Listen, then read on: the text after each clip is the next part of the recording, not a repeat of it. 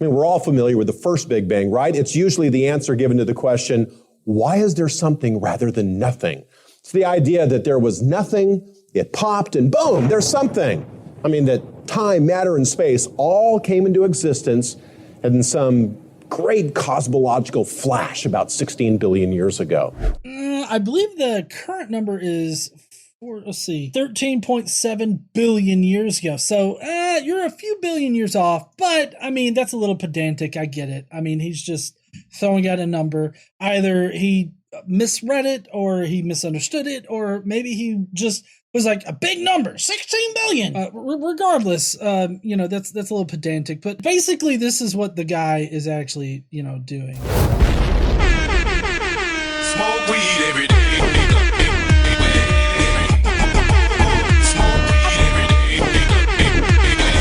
That's not exactly, I mean, I feel like that's what he's getting. He didn't exactly say that, but anyways, we're going to let him continue. So the whole idea that the hypothesis says that the universe came out of nothing. When apologists talk about nothing, they mean something entirely different from the scientific nothing that actually exists.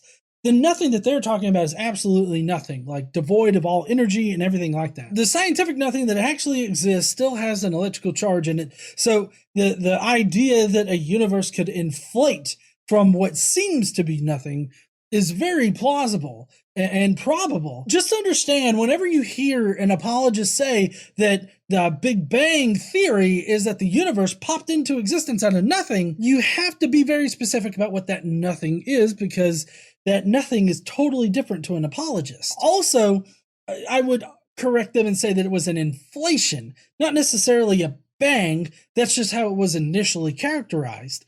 But it was really an inflation, a near instantaneous inflation. There was no gradual development, no transitional forms, just a binary flip.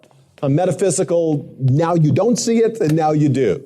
All right, see, now this is fundamentally flawed, because he kind of makes it out to be like it's a very creationist kind of inflation of the universe. He doesn't really go into the specifics about the inflation of the universe. What he thinks happened is that the universe inflated, right? Completely put together as we know it to exist now. And it just inflated from that point. This concept right here is a very creationist view, because the difference between what actually happened, like as far as the universe just inflating and stopping right there, just the universe inflating, and then God popping things into existence through an incantation, is that one has a magical wizard doing it while the other one just has nature doing it.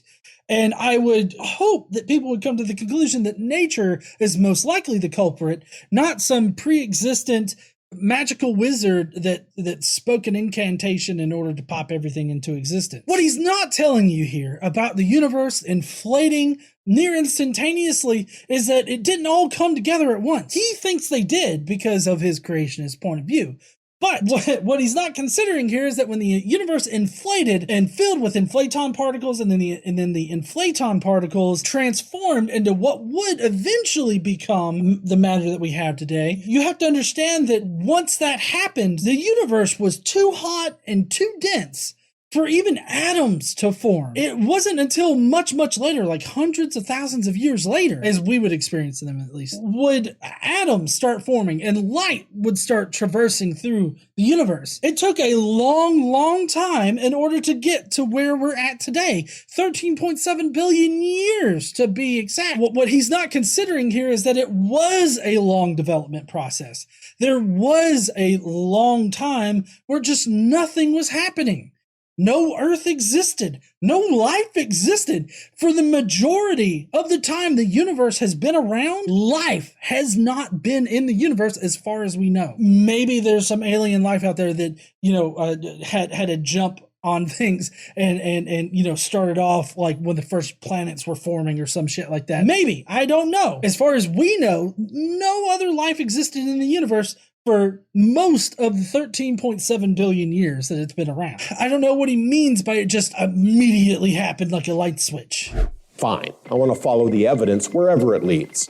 However, astrophysicists tell us that this first Big Bang yielded only a handful of fundamental elements, and that it would take billions and billions of years for the nuclear furnaces of trillions of stars to yield the 118 elements in the periodic table? Yeah, see, this is the one thing that KC and I were somewhat discussing in the car as we were listening to this bullshit. Because, honey, he did just say that all 118 elements are produced in stars, including the 2 rows that are man-made elements. And it's a bit pedantic to point out that he's wrong about that because the bottom 2 rows are man-made elements. Not all of them, but we understand what he means. I also don't understand, though, why he thinks this is ridiculous. Let me just tell y'all what science says real quick. It took a long time for all of the stars to produce the heavier elements. Can you believe that shit? And he's not explaining, like, how that happens. He's doesn't understand how in stars nuclear fusion is happening and that, hydrogen and helium atoms are being compressed together. Helium and helium atoms are being compressed together and then they give off light, like they give off photons once they fuse and that's what creates light in the universe. And then they start making the heavier and heavier elements. I mean, this is just science. He's obviously ignorant of basic science, which I don't know what in the fuck he researched in order to come to his conclusion that God definitely exists, but it definitely wasn't picking up a fucking science textbook because you can find all of this shit in just a basic high school science textbook, okay?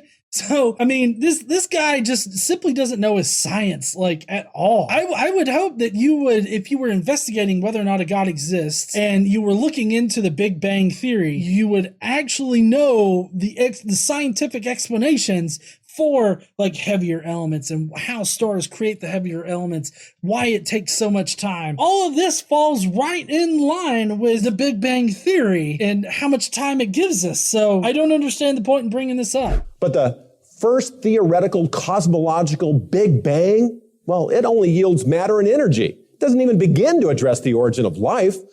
So how do you get life from non-life? No, not this. Please no. What's not on the periodic table? The Q element? That's right, there's no Q element. You know what's also not on there? Dumbasses, like this guy. How did abiogenesis occur? I mean, the notion that something can come from nothing. Where's the evidence? I'm having to stop every few seconds here, and I'm so sorry about that, everyone. So, no, abiogenesis is not life from nothing, all right? If you want life from nothing, like, not even creationists believe in life from nothing, because even then, God had to spit on some dirt in order to form Adam, and he made Eve out of Adam's rib after he slipped him a roofie, and then extracted his rib. I mean, I guess so. I mean, he made the entire universe out of nothing, I guess. But still, abiogenesis is the hypothesis that life originated from pre-existing non-organic chemicals. Without looking up the technical definition, that's the best way I can describe abiogenesis. So it's not life from nothing, it's from pre-existing chemicals. The Urey-Miller experiment showed us that amino acids can be produced naturally without any kind of intervention, that they just naturally form when given the correct parameters. We have other experiments that show how these amino acids can self-organize, how molecules themselves can self-organize, and all this other stuff. So it's not life from nothing, it's life from pre-existing non-organic materials. It's organic from non-organic is what it is, not from nothing.